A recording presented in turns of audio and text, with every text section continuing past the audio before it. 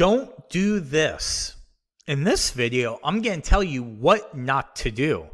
And hopefully it'll save you a lot of time and money. So with that being said, do me a favor, hit the like button and subscribe. And welcome to my video. I'm Jason with Day Trading Fearless. And I'm going to show you what to do with the S&P Emini Futures on Sunday nights, okay? When we reopen from the weekend, usually it's 2 p.m. California time or 5 p.m. Eastern time is when the market reopens from the weekend. Well, I'm filming this on January 2nd, 2023.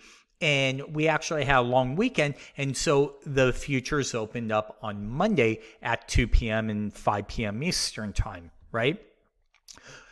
This is what you don't want to do. You don't want to just jump in the market if we gap higher, okay? And maybe you go, hey, I'm bullish, and the market keeps going higher, okay? Well, guess what? You're going to get caught in a bad trade and maybe take losses you don't need to wait. Or you could sit there and say, hey, let me jump in. I think we're going to come back and refill the gap. That is usually what happens. So if we do gap higher or lower, odds of it refilling the gap are pretty high. But there are those couple times where when we do gap higher or lower, we don't come back and we don't fill those gaps, right? And you could start to take some really big losses. So the way I like to do it is I like to watch the market for the first couple hours, right? Kind of get a feel for what's going on with the market. And then if we do come back to fill the gap, this is where I would be looking to either get long or short, right? Once we fill it, usually we'll see some type of bounce. And here we saw a little bit of a bounce. Not much of a bounce, but sometimes we're still kind of making all this. But I would rather play something like this and watch for a bounce and maybe say, hey, if we break below here, get me out, things like that. That's the way I would look to do this. But real quick, if you want to help support my channel, get some trading education, and also get weekly S&P E-mini trade zone levels, support, and resistance, then you need to sign up with my $99 lifetime subscription, one-time payment of the S&P weekly trade zones, where you will get support and resistance levels, any open gaps and VPOCs, and you will also get a 7-hour video course of my top 5 trading strategies that I go over, that I use on a daily basis.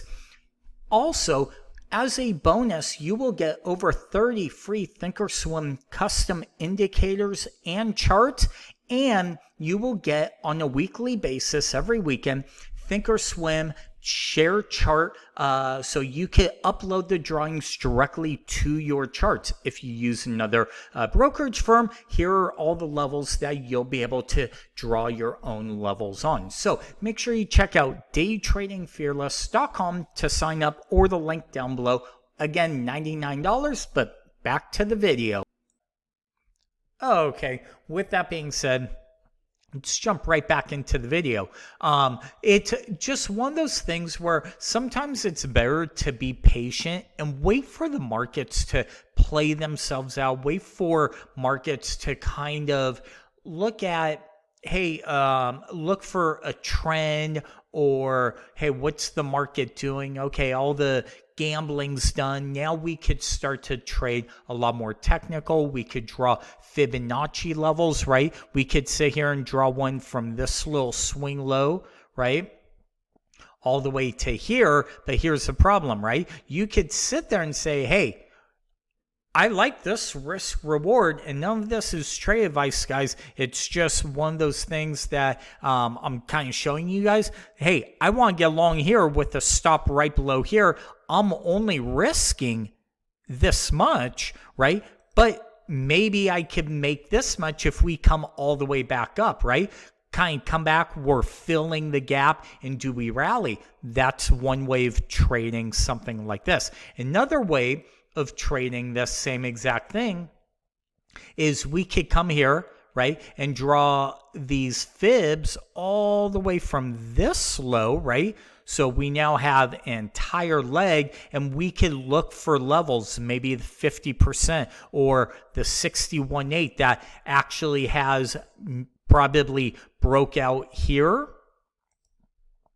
Okay, now we have a lot of confluence, right? We have a double top high, a pullback, blow through, right? We haven't come back to retest it. We have the 61.8, which is a major Fibonacci pullback retracement. If you check out my video course at daytradingfearless.com, only $100, you will see I talk about everything and how to do these pullback trades, right? Where put your stop losses, things like that. But you also have the 200 period.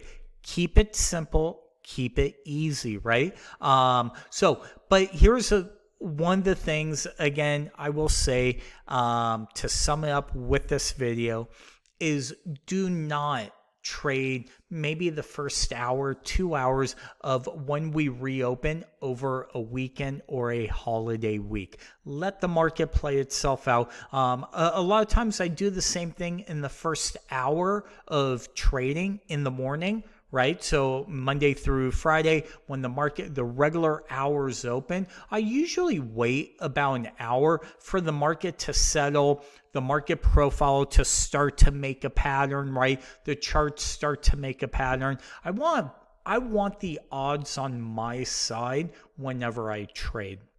And one of the problems is, so I look at the first hour is more of a gambling. Now, with that being said, there are times that I'll see a trade and I'll jump in and jump right back out just because that setup is there, right? But that takes years of watching the open every single morning. But normally I just sit on my hands. I watch, kind of see what the buyers, sellers are doing. Usually the first hour, it's like all the market makers for the stocks are trying to get their books all done. And because I trade the S&P Emini Futures, it's kind of like you got 500 stocks going up and down and every which way. I want all that to settle down and become a lot more smooth. And then we're able to see trades that are a lot more kind of technical, right? Mechanical, Fibonacci's I'll throw in there. Maybe I'll draw trade zones. I want the market to move a lot slower, okay? Because that is where I believe the sweet spot for kind of making money. Yeah, you might not get those quick little moves, but you could figure out, hey, are we making higher highs, higher lows, Fibonacci levels, things like that. So hopefully this video helps. As always, thank you for watching my videos. And if you're watching this beginning of the year, hopefully this will help you throughout the year. Okay. Remember, one day, sometimes we don't feel like we have enough time in the day, but guess what? When we look back, we have all the time in the world over the next year. So make this year your best trading year. And as always, thank you for watching. Make sure you guys hit the like and subscribe button, and we'll talk to you soon.